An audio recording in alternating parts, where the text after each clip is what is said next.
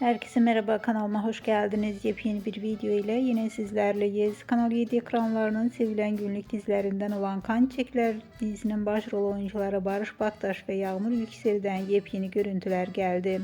İkili birbirinden muhteşem kareleri sosyal medya hesabında paylaştı. Fotoğraflar hayranlar tarafından büyük ilgi gördü. Fotolara kısa sürede binlerce beğeni ve yorum geldi. Biz de bu güzel görüntüleri sizlere sunuyoruz. Umarız videomu beğenirsiniz. Videomu beğenmeyi, kanalıma abone olup bize destek olmayı lütfen unutmayın. Bir sonraki videoda görüşmek üzere. Hoşça kalın.